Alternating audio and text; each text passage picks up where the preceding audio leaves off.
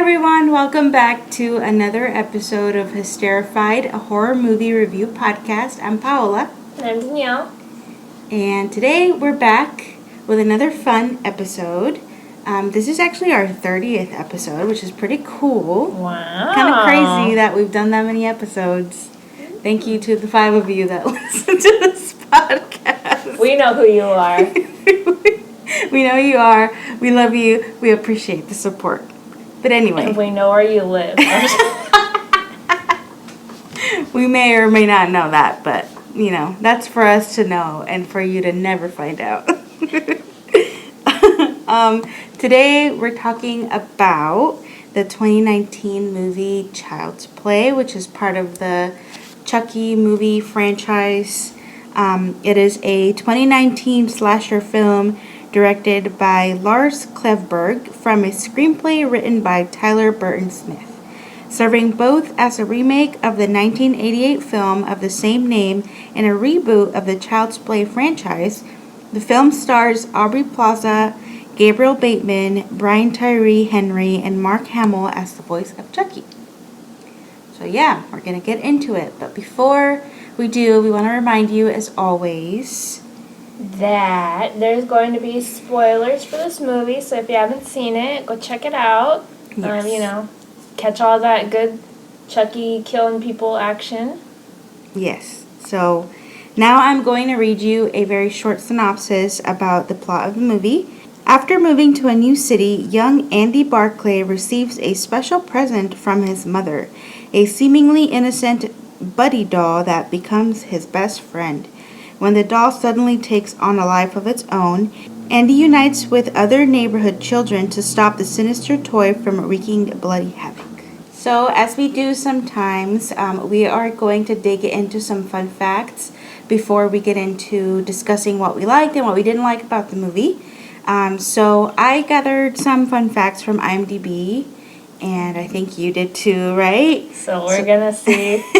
We might have some crossover here, but obviously you guys won't get to hear it twice, but we'll work it out, don't worry.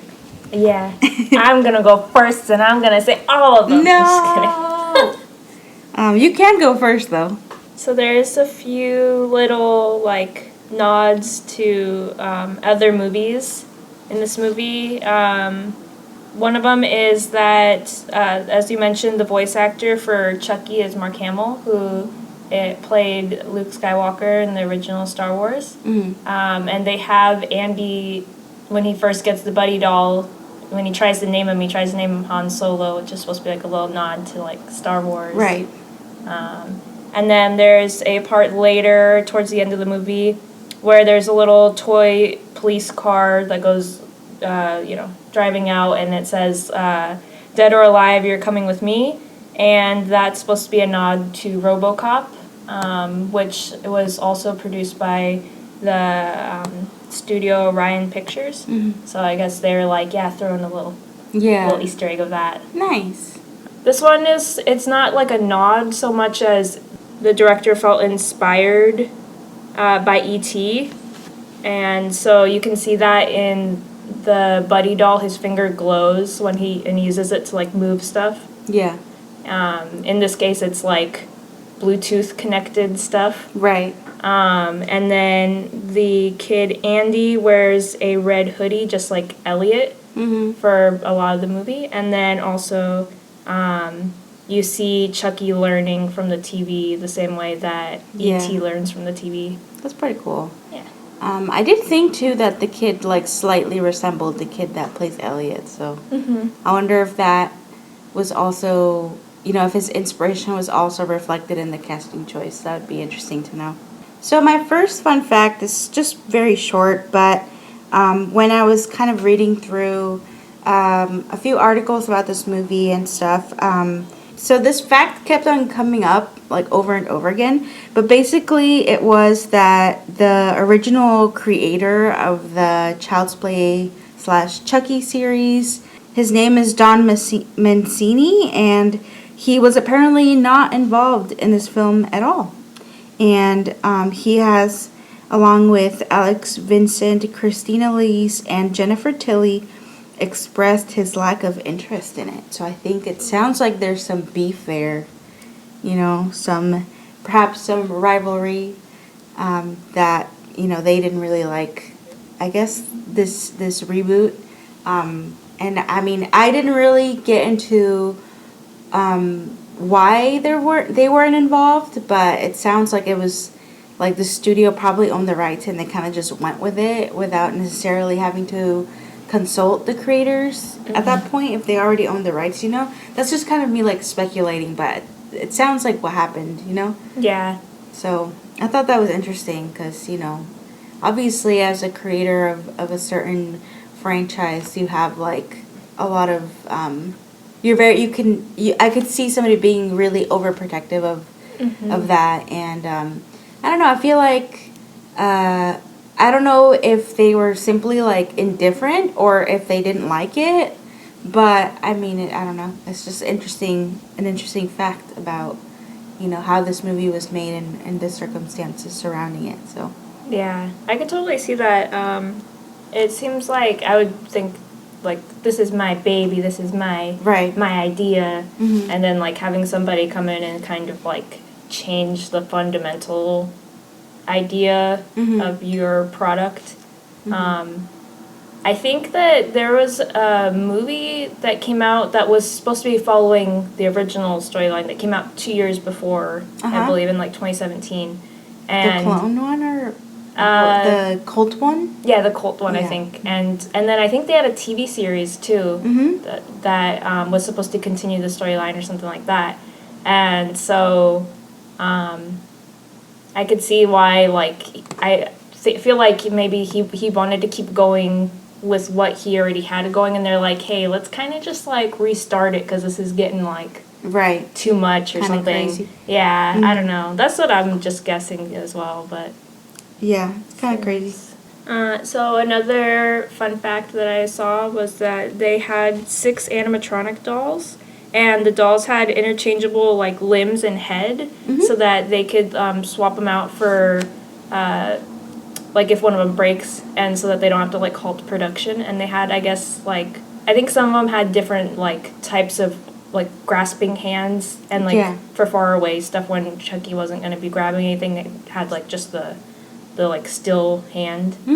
And the dolls were actually like puppeteered, which is interesting. Some of it was CGI. Like I think they said that the eyes, they were originally going to have like little monitors that were going to change, but they would have to have a separate person puppeteering the eyes.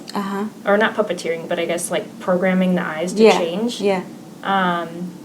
So they did a little bit of CGI with the face stuff, but like I guess they actually had it like move the mouth and like move the hands, and they had the little person behind it doing it. That's pretty cool. Yeah. That's pretty old school.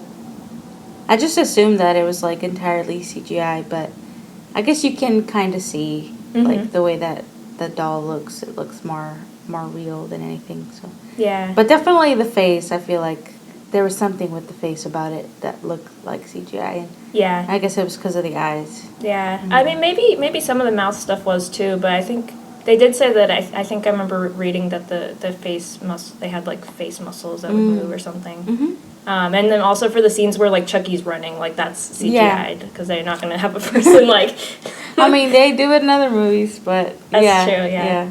This one's kind of a fun fact, but it's also just like a literal fact that you just know when you watch the movie. Yeah. And it is the fact that, unlike in the original 1988 Child's Play and the sequels, Chucky was not possessed by the serial killer Charles Lee Ray, which is like Chucky's human form.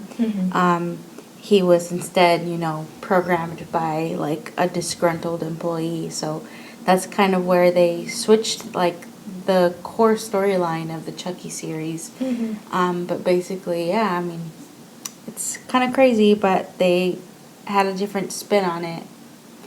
Yeah, so I also saw that they were originally going to have this movie be set during Christmas time, but they ended up switching it to be just during Andy's birthday, and that's the reason why he gets the Chucky doll.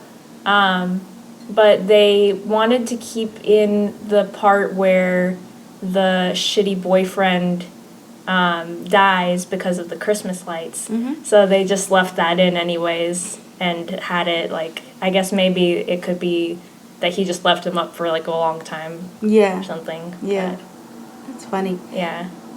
That kind of goes on to my next fact, which probably relates to what you just said.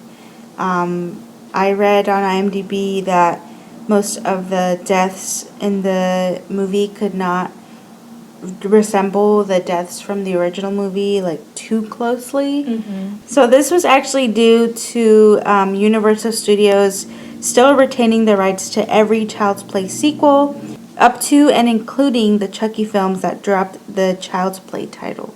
Mm. So, you know, there was some trickery there, and they couldn't really, you know, make it resemble, you know, the original too much. And that's probably where the Christmas thing came in too. Like, they couldn't probably make it during Christmas because of copyright issues. Yeah, which I think is really interesting how they were able to get around, like, I'm guessing the two studios must have made some sort of deal, like, hey, you can, like, use the name Chucky and, like, you can call it Child's Play, but it's got to be different than what we've got going on. So, Danielle, what did you like about this movie? Oh, I'll tell you what I liked. Yeah, just asked you. Please tell me. So I liked that they switched from the idea of the, like, voodoo possession of a doll to having a, you know, faulty electronic thing going on was, like, more realistic and, like, believable. And kind of gave me, like, Black Mirror vibes, which I thought was really cool, actually. Yeah. Yeah. I agree with you. That was one of the things that I liked too. I think it brings it into this, like, time period, and it definitely is more realistic to, like, now because of technology and how, you know, quickly it's advancing, but at the same time, like, I feel like because there is more quickly evolving technology, there's also a bigger chance that things could go wrong. Just by the nature of, like, the volume of advancement, I guess, if that makes sense. So I like that they kind of, like, brought it into this, you know, era and tied it into the main plot line. But yeah, I thought that was pretty cool. Yeah. That kind of reminds me of that one robot thing that was like, yeah, I want to kill all of humanity or something. They were doing, like, a news video or something, and they're like, yeah, this robot, it's so cool, right? Look at, she's so quirky. And then it was like, I'm gonna kill all of humanity. I don't think she said it like that. She said something. She said something but like, she said something that was very suspicious. like, damn, are you working with the Terminator? Yeah. What? So I'll see if I can find a. Are your eyes watering? It's creepy. Just so you know, Danielle, whenever she gets creeped out, her eyes start watering. Which is not like you don't cry. Like, it's not like crying. No. I'm not like, oh my god, I'm so scared. Yeah. She's not sobbing. She's just like, it's like involuntary. It's so strange. Yeah, it's like getting goosebumps, but my eyes just water. Her eyes get goosebumps. My eyes get goosebumps. Yeah, and then her brother, who's my husband, has the same thing. So it must be something we get from one of our parents or something. Yeah, genetic trait of sorts. But yeah, anyway, so this robot lady that's got Danielle's eyes watering, I'll see if I can find that clip and link it for you guys to see. Because it is creepy. Like, I don't think she says it, like, straight up, like the way that you said it, but she says something that is, like, pretty troubling. That is like, whoa, like, was she supposed to say that, you know? Fuck, dude. Fucking Skynet over here. So now she's got Chucky to help her out.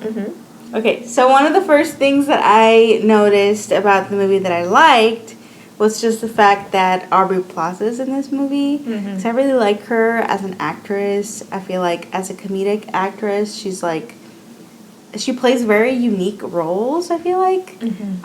Especially for women, you know, I don't know.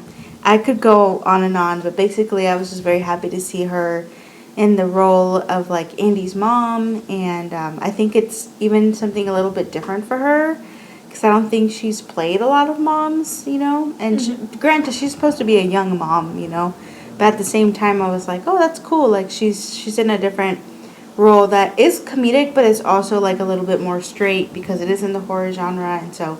Anyway, I thought it was really cool that she was in this movie. I had also written that I liked Aubrey Plaza's performance. I also really liked Andy, which is played by Gabriel Bateman.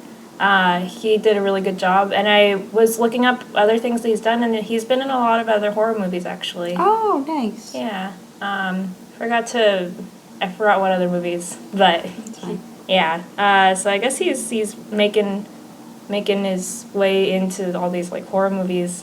I don't know if he'll continue to do them. Probably. I mean, it seems like that's the genre that he likes to work in, so that is pretty cool. Yeah. I will just say that I thought that the little buddy song that they sing in the movie, it slaps, and I really like it. You are my buddy. That's funny. So, we kind of already touched on this a few times, but I did add it on my list of things that I liked, so I'm just going to go ahead and bring it up again. Just, you know, that twist of it being, you know, not a voodoo doll like you said, and kind of like somebody who like intentionally programmed him to be bad, but also there was like a glitch type of thing, right? And then also I thought the character of like the janitor, I think is what he was, or handyman or something. I thought he was really interesting too because he added, aside from obviously the initial person that kind of messed with the buddy programming, he added another element of like, you know, bad guyness, just because he was going to use that, you know, to his benefit, but in a way that was also antagonistic, I guess, in general. So I thought that was interesting, like how they kind of played off that story of Buddy being like, you know, not possessed, but kind of possessed, just in a more technological way. And yeah, I think like, you know, obviously, like you said, it's very, very like Black Mirror like. It makes you think about how much power like a lot of these tech companies have, and how something like that could potentially happen. Obviously, it's like heightened and like exaggerated because it's for a horror movie and stuff like that. But it could happen. Like we rely so heavily on technology nowadays that things could go really wrong, and we wouldn't really know what to do, or we would have a really hard time kind of dealing with it because we are so used to like relying on this technology like day in and day out. So I will say that I like the concept of Buddy as like, you know, a companion for children when it's not evil basically. But you know, the way that they sold it originally, like the non-possessed or non-hacked, you know, Buddy products, I thought were neat, and like they were a good example too of something that is positive that can be created with technology. And obviously, if you take all the like negative aspects out of it, then you know you can see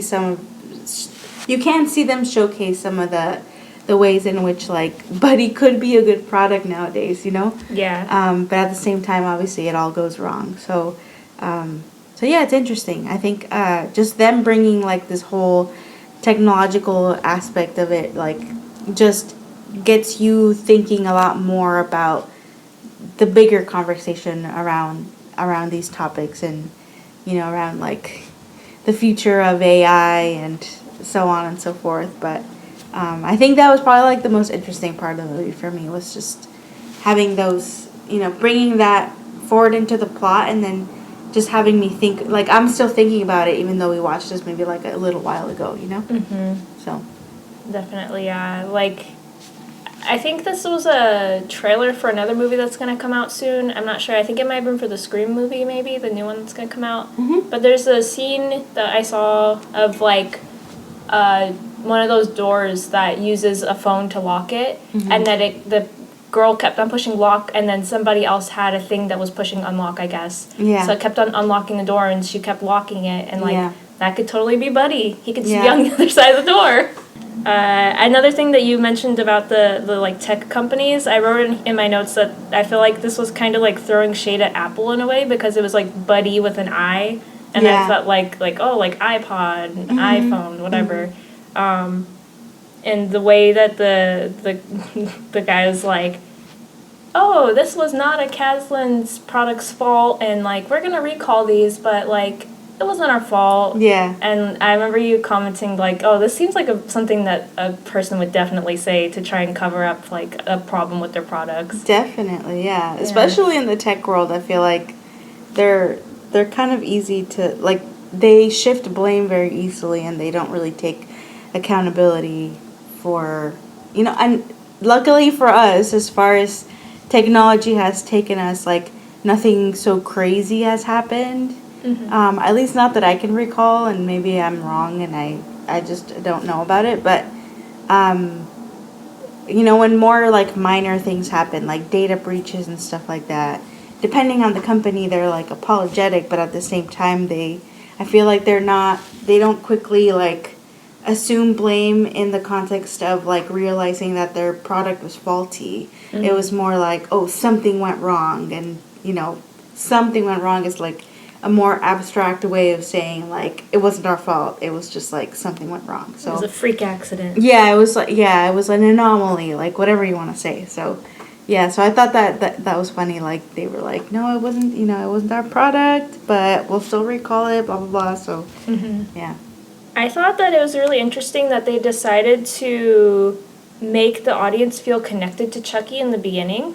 The way that they're showcasing like this like nice little interaction between him and Andy, and like Andy's like not lonely because he's got his little doll now. Yeah. And I feel like by doing that, they make it more impactful in the end when Andy has to kill him. And he's like, I thought we were best friends. And then like, yeah. And then earlier in the movie, even when his two friends are holding down Chucky and he has to kill him, and he's like, but Andy, and then he's like, I can't do it, and then like I think the girl pushes him out of the way and like kills him or something, but yeah, it makes it more impactful, which is interesting.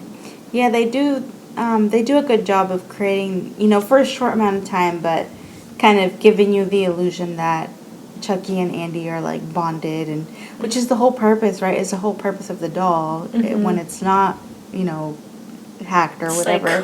When it's not crazy, when it's not a serial killer, the whole purpose is that, you know, this doll is supposed to bond with the child and create a special connection, etc., etc. So it does add that, like, you know, extra element of like, I guess, emotion to the story, and like having Andy and Chucky be connected or Buddy be connected in that sense, you know, it makes it, like you said, it makes it more impactful at the end when, you know, when things go wrong and he has to kill Chucky. Lastly, I thought that this new Chucky design was more unsettling with the weird like face contortions that he does. Yeah. And with his eyes when they turn red. I saw someone online said that he looked like a fish, and then I looked at him again. I was like, he kind of does look like a fish. Yeah. But he looks like a scary fish, so. Or not scary, but like creepy. And like something's off about it. Right. So yeah. Yeah. Yeah, I agree with you. I think that this new look of like robot Chucky is kind of cool. You know, it's different. Obviously, it still is very recognizable as Chucky, but there's something different about him that makes him like look more creepy, like you said. My last thing is just kind of like an overarching, like, I guess, like little review of what I thought about the movie, which was that, like, it was silly enough and like kind of it wasn't scary, I don't think. It was just, you know, spooky, adjacent because there was like murder involved and whatnot. But it was like, just horror enough and just comedy enough for me to kind of enjoy it. I don't think it was perfect by any means, and I wouldn't rank it anywhere near the top of any sort of list for myself. But I did think it was like a fun time. Like we were watching it, and we were kind of just like chilling in the evening. I think I was like doing something else while I was watching it. It was just like a good like background movie. And if you feel in the mood to watch something scary but not have to pay like a whole lot of attention and just have something kind of fun and scary in the background, At least that's kind of, because that was my experience watching it, and that is the way that I enjoyed it. I think I liked it better than if I would have been like super analytical and just like watching the movie and watching its every move, because I don't think there was a whole lot of substance there in order for me to do that.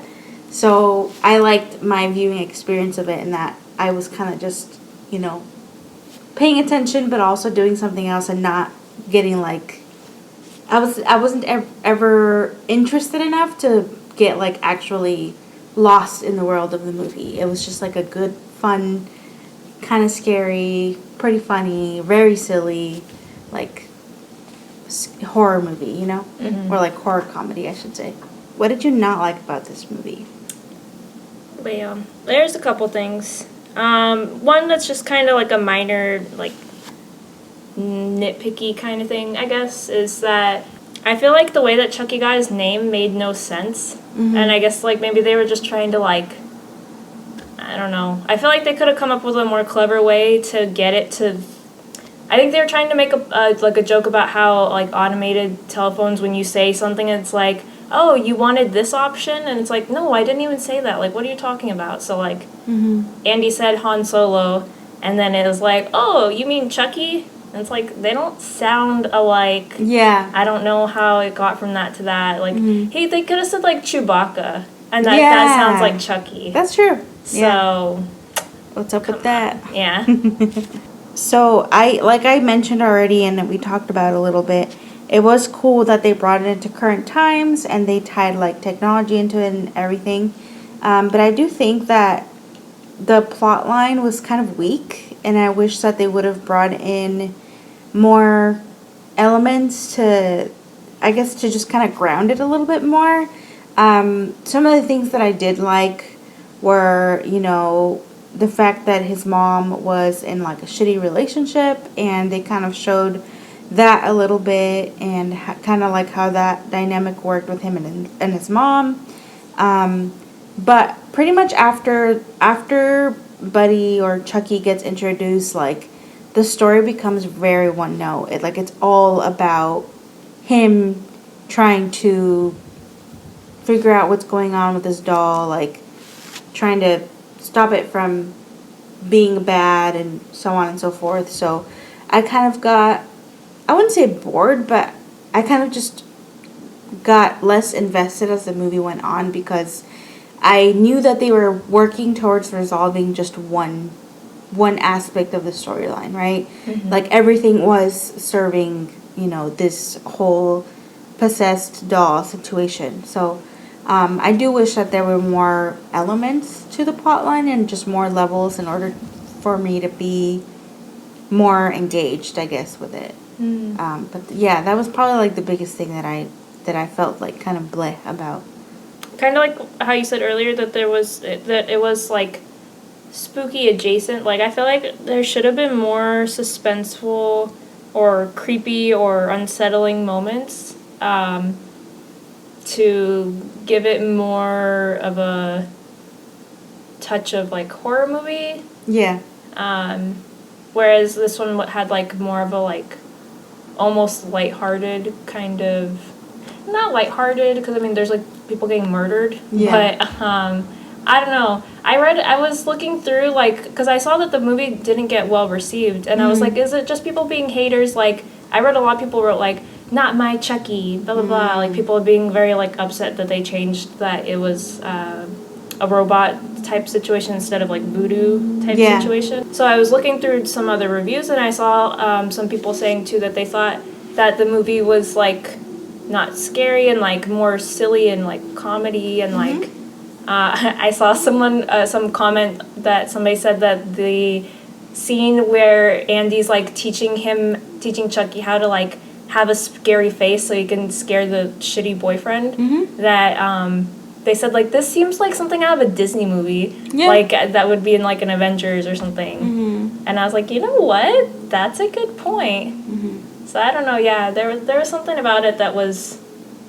seeming like it was almost made for like Little kids. Yeah. Or like preteens. But yeah, like I feel like they were trying to go for like a Stranger Things, but like with more gore. Yeah. Or something. Yeah. Especially with like the teenagers teaming up and like fighting the dolls at the end. So. This my next thing that I didn't like kind of ties into my first one, which is just how the plot kind of unfolded. And I feel like a lot of aspects of this movie, I feel like overall the movie was like both slow and rushed at the same time. Like there were parts of it that I didn't really understand why they were focusing so much on, and then there were other parts of it where I was confused, like why they weren't spending more time on that. So I feel like that made it feel like, you know, rushed. It made it feel rushed and slow at the same time. Just because, like, some of the things that I wish that they would have focused on more, they didn't. And some of the things that I didn't give a crap about are the things that they focused on. Yeah. So, like, that face thing is a good example, right? Like, obviously, Andy doesn't have a great relationship with this guy that his mom is dating. But at the same time, is that important? Does that come up in the end, other than the fact that he dies, right? Or that Chucky kills him? Like, it's not a really, I wouldn't have spent that much time on it, basically, is what I'm trying to say. But yeah, there was like things like that where I was like, okay, where is this going? Why are we here for so long? You know, why can't we move on to something else? And then other things that seemed more important that I was like, okay, why aren't we spending more time here? So yeah, I felt that throughout the whole movie and up until the end too. So last one that I have is that I thought that no matter how much bonding Andy and Chucky got at the beginning of the movie, that didn't justify how much, I don't know what the word would be, like how much like slack that he was giving Chucky. Like, as soon as he attacked my cat, that thing's going in the trash. Yeah. And then he kills the cat, and he still doesn't get rid of him, and he's like replaying the sounds of the cat getting killed, and it's like, this little fucker needs to go in the trash right now. And no, I guess he doesn't. And then he kills the guy, which I mean is whatever. Right. But like, it takes it until that point, because then it looks like he's gonna get framed for a murder. So he's like, oh, I guess I gotta get rid of the doll. Yeah. That's kind of like, strange. Yeah, it's like, come on, dude, get rid of that cat. Like, I mean, get rid of that. Not get rid of the cat, get rid of the doll, so he doesn't get rid of your cat. Yeah. I don't know. And he even cut Andy's own arm too. It's like, get rid of that Andy kid. got friends too later. Like, what the fuck do you need the doll for at that point? Especially if it's evil and it killed your cat. Yeah. That's or a good point. It hurt your cat, it hurt you. Like, I don't know. Yeah. I have one more thing that I didn't like, but it kind of doesn't make sense knowing what we know now about the whole franchise. So basically what I wrote down was I'm confused about what this movie specifically adds to the Chucky franchise, because it is kind of starting over and introducing this whole new concept, right? But now that I understand that it was like almost made separately, because when I was doing research and I saw like all of the Child's Play like titles and like kind of how the story progressed in that sense, and then this one came out, I was like, that doesn't really make any sense, right? Like, they don't fit together. So that was the thing for me. I was like, what is this adding to the overall? But I guess you kind of almost have to see it as like completely different you know, Chucky universe, basically, that they started from scratch. And I don't really know if they're going to make any more with, like, this Chucky that is, like, you know, evil robot. But it seems like it. Like, They at least set it up. Yeah, they definitely set it up, right? So we don't really know if that might already be in the works, or it might have, you know, been axed completely because it wasn't well received or something. Yeah. But that was the only thing for me. You know, at the time when I was writing my notes, I was like, I guess you kind of have to think about it like two separate, like, Chucky universes, I guess. Yeah, definitely. I was looking through, I think, like, there was, like, a small, like, quote from an interview, and I think it was the director was saying, like, yeah, like, this was really fun to make, and, like, if it does well, then, you know, we might want to go ahead with for the storyline, make another one or something, but, yeah, since a lot of people didn't like it. Right. Which was really weird. It was, like, all either, like, 5-star reviews or, like, 1-star reviews. There was nothing in the middle, which I thought was really interesting. Right. I guess people in the middle don't bother to leave a review. Yeah. But it was either, like, this is garbage, you shouldn't waste your time watching it. And then there's, like, don't listen to those people. This movie is fun if you know, watch it and you don't, like, you're not expecting it to be the exact same thing as the original. Right. Yeah, I mean, it might have just been the case that hardcore Chucky fans were super upset, and they were the ones who were the most vocal on review sites, which, you know, happens. I'm sure it happened for other reboots and stuff like that. Then it happened with the Ghostbusters because people were mad because they put that was girls. A whole nother level, but yeah, basically that kind of stuff happens all the time, where people get pissed off because, you know, there's a reboot and they change like they change things to be like a little bit different than they used to be, and they're like, whoa, you know. Their head explodes. Yeah, basically. Danielle, what did you rate this movie? Oh, I'll tell you. I gave this movie an 8.3 out of 10 Buddy Bears. That's funny. So, Paola, what did you rate this movie? So, I'm rating this movie a 7.4 out of 10 Buddy theme songs. You're my buddy. I almost put that. So that's going to be it for today's episode. We hope that you guys enjoyed it. Definitely let us know if you've seen Child's Play and what you thought. As always, if you have any comments or questions or movie suggestions, you can email us at danielleandpaola@gmail.com. And you can also go ahead and follow us on social media. We have an Instagram, and our Instagram handle is going to be hysterrifiedpodcast. And then we also have our Twitter, and that one is hysterrifiedpod. Lastly, if you are listening through the Apple Podcast app, if you want to leave us a review and rating, that'd be greatly appreciated.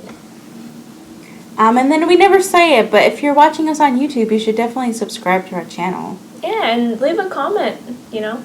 Did you like this movie better than the original one? I highly doubt it, but somebody might have, you know. Let us know if you're that one person that likes it better. Definitely. If you're not watching us on YouTube, you should definitely go check out our channel as well. We post the audio version, of course, on across all podcasting platforms, but we also post a video version that you should definitely take a look at every once in a while. Yeah. I make stupid faces, like, all the time. All the time. Guaranteed at least, like, 3 or 4 stupid faces from both of us, honestly. Like, per episode. That's pretty good. It's some good content you're missing out on if you're only listening. Like, you hear my goofy voice, just imagine my stupid face with it. So we'll see you guys on our next episode. Bye.